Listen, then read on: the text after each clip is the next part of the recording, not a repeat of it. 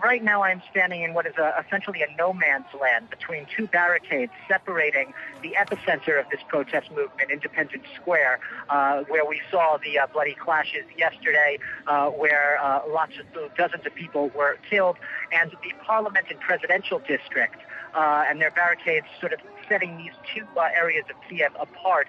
Now, as we have been reporting, the security troops have retreated to areas on the periphery and beyond Independence Square, so they're not visible on the square right now.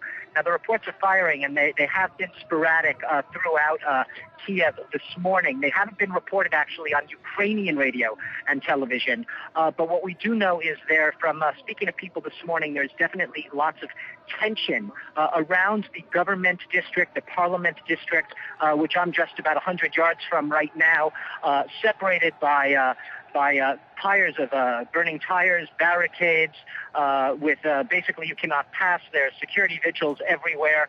No man's land is very much that in every sense of the word. Almost looks like a war zone with shattered glass everywhere. And you do get the sense that up until early this morning and overnight, there were sporadic clashes.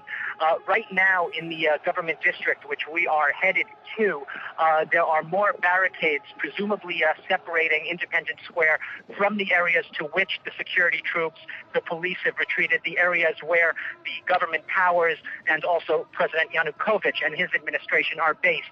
And obviously tensions high as the rumors of and the talk of this deal spreads around the city.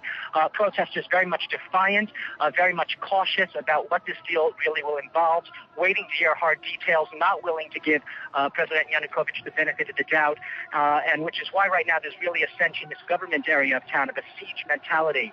No one is going anywhere. Everyone is very much staying hunkered down on either side of their own barricades in what has become a very, very divided city. Divided city with that specter of violence ever lurking, especially after the dramatic events we saw yesterday.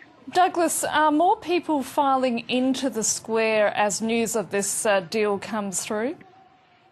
What we are seeing and hearing about all day, basically, is there are buses trying to enter the city, in many cases, and cars trying to enter the city of government supporters. They are being blocked. They are not being allowed in because protesters and opposition groups, but also just ordinary Ukrainians, have been taking up posts around the city, preventing those who they deem to be pro-Yanukovych, pro-government supporters from entering the city.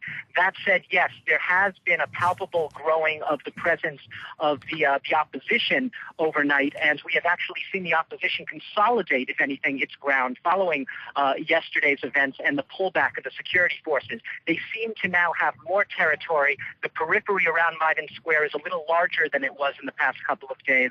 But like I said, still very much separated, a polarized, divided city between the government district, parliament, presidency, and Maidan Square, where, yes, there are right now, I can't see Maidan Square because I'm closer to the government district, but I can see the smoke rising above it, the tires still burning. We can hear the protests. We can hear the speakers at the Tribune. There's probably a couple of thousand people there right now, and that has been sort of a constant number throughout the night.